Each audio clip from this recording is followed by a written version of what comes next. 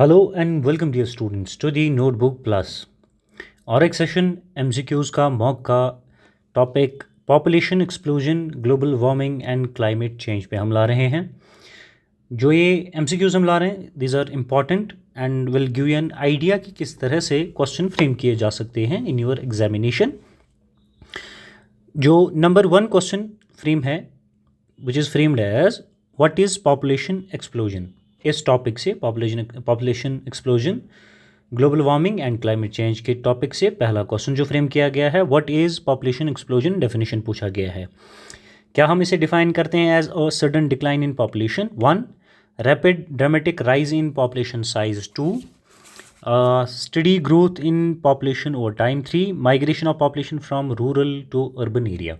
dear students, population explosion होता है जब rapid and dramatic rise हो in population size, we call it population explosion।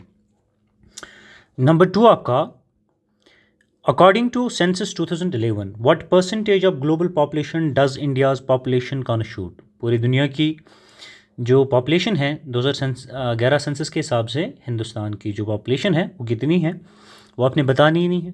Is it 5%, 10%, 15% और 17.7%। Dear students, it is 17.7%।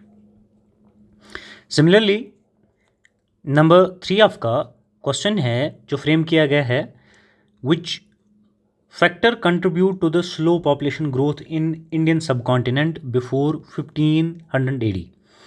कौन सा factor है जिसने कंट्रीब्यूट किया है स्लो पॉपुलेशन ग्रोथ में पॉपुलेशन को स्लो करने के लिए, ठीक है, but the date is given before 1500 AD। Was it rapid industrialisation, improved health care, decline in birth rate और लैक ऑफ रिसोर्सेज, वो आपने बता देना है। Dear students, it was lack of resources which was responsible for slow population growth in Indian subcontinent before 1500 AD। Number 4 for you is what was the decadal growth rate of India's population between 1971 to 81। ठीक है, ये date थोड़ा mix हो गया है, printing error है। 1971 to 81 आपने बता देना है कि decadal growth rate of India's population क्या थी इस डेट के दरमियान। Decadal growth rate, was it below 5%, around 10%, exceeding 15% और अप्रॉक्सीमेटली 21%। ये स्टूडेंट्स, जो आपकी डिकेडल ग्रोथ रेट थी इंडियाज़ पॉपुलेशन की between 1971 and 81, dear students, it was approximately 21%। Number 5 आपका जो आपसे पूछता है what is the main cause of declining mortality rate in India since independence. अगर मोर्टेलिटी रेट हिंदुस्तान की डिक्लाइन हो रही है तो उसका रीज़न क्या है वो आपने बता देना है। Lack of health care facilities, improved nutrition and sanitation, government policies restricting births और migration to urban areas। इनमें से कौन सा कॉज है of declining mortality rate in India since independence वो आपने बता देना है। It is improved nutrition and sanitation which is the main cause of declining mortality rate in India since independence।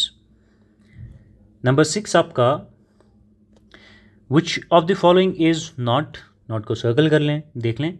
Which one of the following is not a consequence of population explosion. Population जब explode होती है, बढ़ जाती है, तो उसके क्या consequences हैं वो गिवन है, कोई एक नहीं है जो हमें टिक करना है या मार्क करना है। Is it higher unemployment which is not a consequence of population explosion, lower per capita income, reduction in industrial growth और स्ट्रेन ऑन नेचुरल रिसोर्सेज। इनमें से कौन कॉन्सिक्वेंसेस नहीं है पॉपुलेशन एक्सप्लोजन का। It is reduction in industrial growth.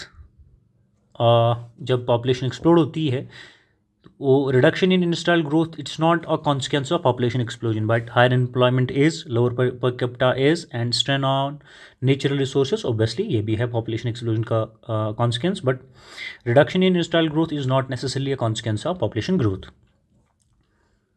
Number 7 आपके सामने which asks you what is the key cornerstone of India's population management strategy? Is it forced sterilization 1, encouragement of large families 2, legalization of abortion 3, promotion of small family norms? आपने इनमें से बता देना है कौन सा की कॉर्नस्टोन है India's population management strategy. It is dear students promotion of small family norms, जो कॉर्नस्टोन बताया जाता है हिंदुस्तान की पॉपुलेशन मैनेजमेंट स्ट्रैटेजी का. आपका number 8, what policy did China adopted in late 1970s to control its population growth? Was it one child policy, two child policy, prohibition of child marriage or compulsory sterilization? ये आपने बता देना है. It was one child policy which was adopted by China in late 1970s to control population growth in China, right? आपका number 9 है what is the primary cause of global warming? There are number of causes, but primary cause आपसे पूछा गया is it deforestation 1, industrialization 2, greenhouse gases 3, population growth. इनमें से कौन है cause of primary cause of global warming? The students, it is no doubt greenhouse gases. Number 10 आपका which gas is primarily responsible for greenhouse effect? Is it oxygen, nitrogen, carbon dioxide, hydrogen? This should not be difficult for you. It is carbon dioxide which is primarily responsible for greenhouse gases. Why it is? आपने ये पढ़ा है. Number 11 आपका what effect does deforestation have on global warming? अगर deforestation होती है तो global warming पे क्या असर पड़ता है? It reduces global temperature 1, it increases absorption of CO2, it enhances the greenhouse effect, it has no impact on climate change. Dear students, the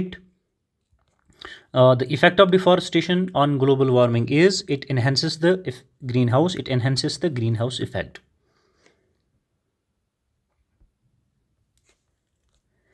number 12 का सवाल जो फ्रेम किया गया है वो MCQ फ्रेम किया गया है. वो आपसे पूछता है how has global transportation contributed to the global warming. जो ग्लोबल ट्रांसपोर्टेशन है उसने किस तरह से कंट्रीब्यूट किया है टू द ग्लोबल वार्मिंग? क्या by reducing emission, by promoting energy conservation, by releasing CO2 from vehicles और by limiting fossil fuel consumption? वो आपने बता देना है क्या किया है ग्लोबल वार्मिंग ट्रांसपोर्टेशन ने. Dear students, what it did, how it contributed to the global warming? It contributed global warming by releasing CO2 from vehicles. Number 13 आपका what is the predicted increase in global temperature by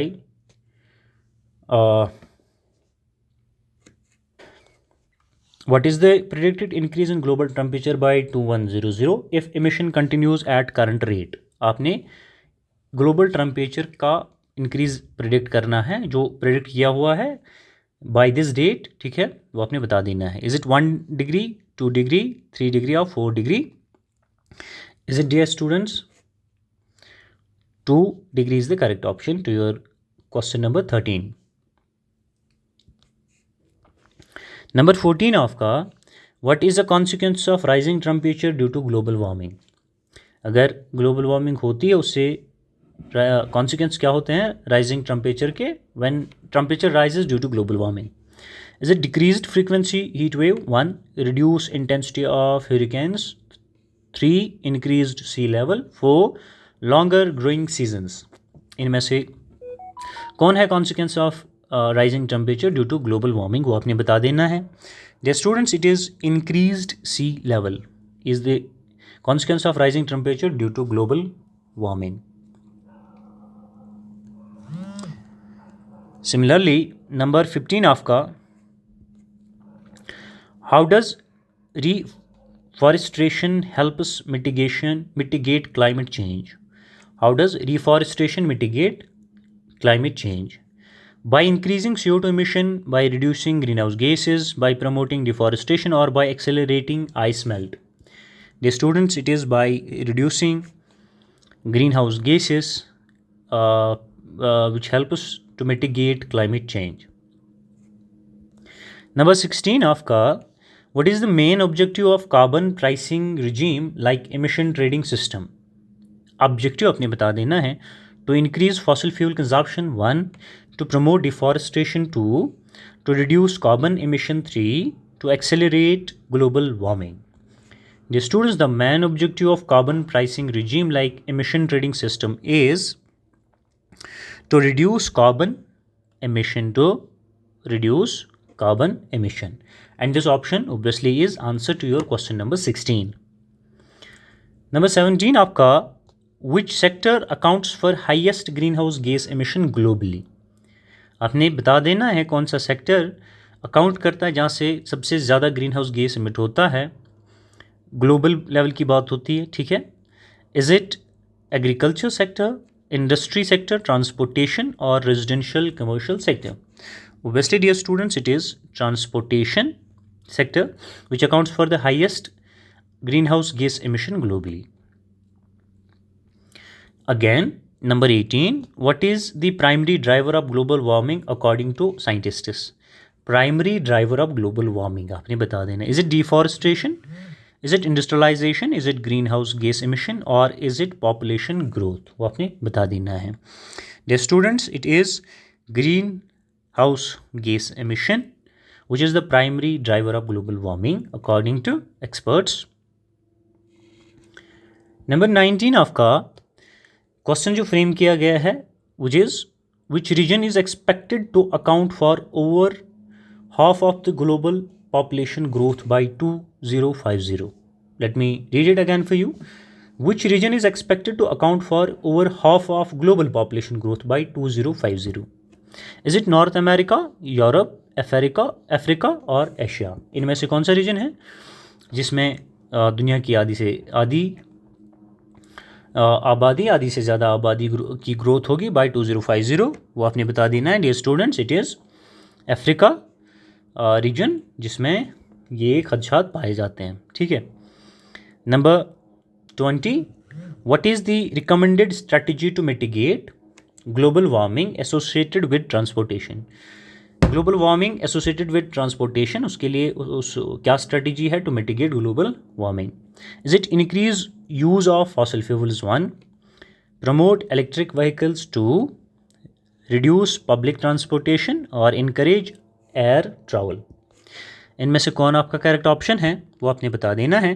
dear students, it is to promote electric vehicles, जो जिस पे बहुत सारा focus आज भी दिया जाता है, which is considered as an alternate. So this is your correct option or answer to your question number 20. 21 आपसे पूछता है what is the main contributor to rising sea level due to global warming? Is it melting ice caps, ocean pollution, increased precipitation or reduced ocean temperature? इनमें से कौन main contributor है to rising sea level due to global warming? वो आपने बता देना है. The student, it is melting ice caps which is the main contributor.